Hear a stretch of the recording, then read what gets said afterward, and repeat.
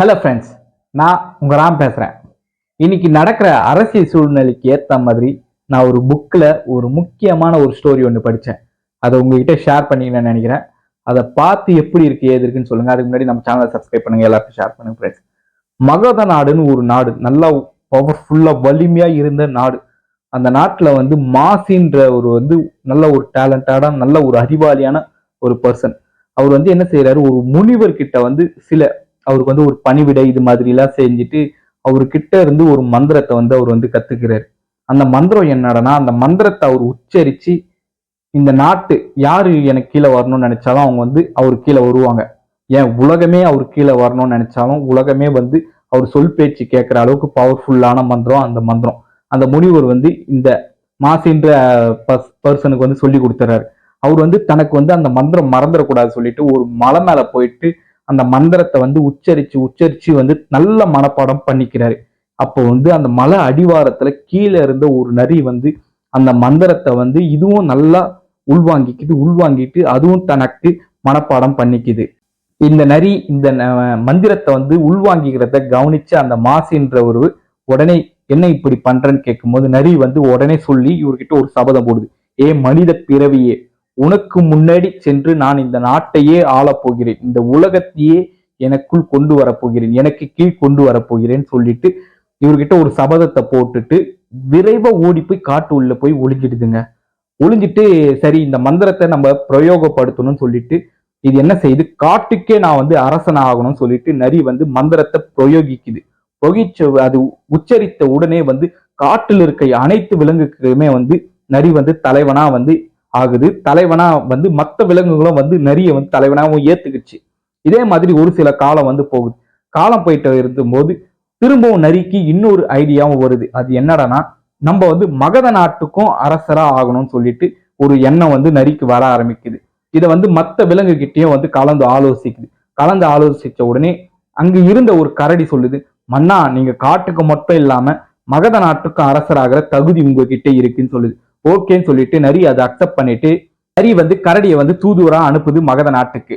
நரி அனுப்பிச்ச தூதுவரான கரடி மகத நாட்டுக்கு போயிட்ட உடனே மகத அரசரான அப்ப மகத நாட்டை மாறின்ற ஒரு அரசர் ஆண்டுகிட்டு இருக்காரு.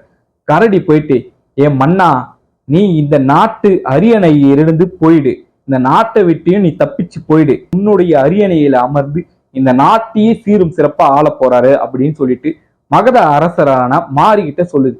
உடனே அந்த மகத அரசரான மாறிக்கு உடனே கோவம் வருது. ஏ கரடியே, நீ ஏன் உன்னுடைய காட்டு விலங்கான நரி என்னுடைய அரியணையில அமர்ந்து இந்த நாட்டை ஆளணுமா அப்படின்னு சொல்லிட்டு இவருக்கு கோவம் வந்துருது. நீ தூதுவரா வந்ததுனால தப்பிச்ச, இல்லைன்னா உன்னை நான் கொன்று இருப்பேன் அப்படின்னு சொல்லிட்டு இவர் அந்த கரடியை விரட்டி விட்டுறாரு.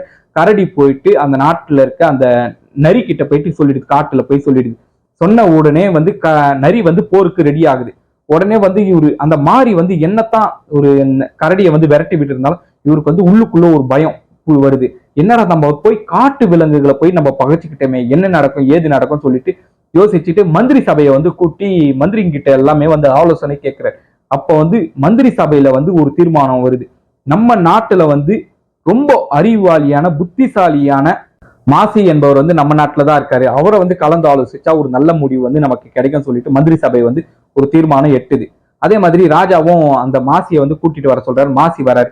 மாசி வந்த உடனே சொல்லுறாரு, அரசே, என்னுடைய ஒரு சிறு தவறாலதான் அந்த நரி அரசரா காட்டுக்கு பாயிருக்கு. இப்ப நம்ம நாட்டுக்கும் அரசராக துடிக்குது. இதை என்கிட்ட விட்டுடுங்க, நான் பாத்துக்கிறேன் அப்படின்னு சொல்லிட்டு நீங்க எனக்கு ஒரு சிறு உதவி மட்டும் பண்ணணும். நீங்க அரண்மனை வாயில்ல ஒரு சின்ன ஒரு மணிமண்டபம் மட்டும் எனக்கு கட்டி கொடுங்க.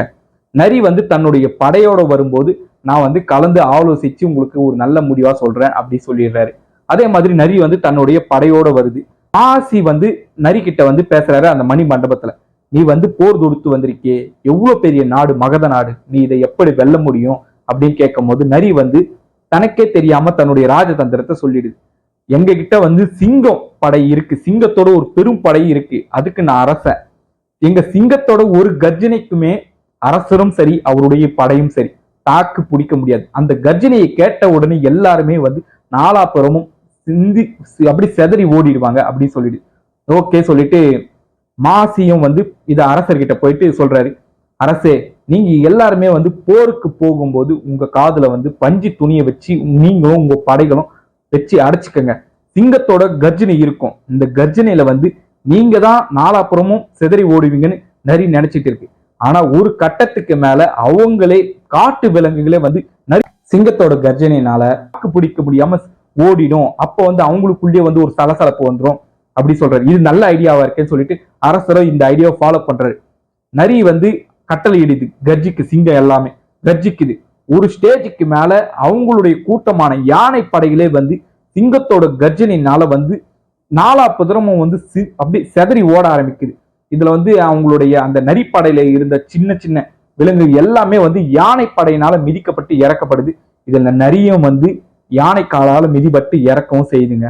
இதுக்கப்புறமா அரசர் வந்து மாசியை கூப்பிட்டு தன்னுடைய பிரதம அமைச்சரா வந்து அரியணை ஏத்துறாருங்க மாசிய. இதுதாங்க இது வந்து இப்ப கிட்டத்தட்ட லேட்டஸ்டா இருக்க அரசியலுக்கும் வந்து பொருந்துகிட்டு வருது. நம்ம சேனலை நல்லா இந்த ஸ்டோரியை கேட்டவங்க கண்டிப்பா அரசியல்ல என்ன நடக்குது ஏது நடக்குது இது வாயிலாவும் தெரிஞ்சுக்கலாம். ஓகேங்க, நம்ம சேனலை எல்லாரும் சப்ஸ்கிரைப் பண்ணுங்க, எல்லாருக்கும் ஷேர் பண்ணுங்க ஃப்ரெண்ட்ஸ். சல்யூட்.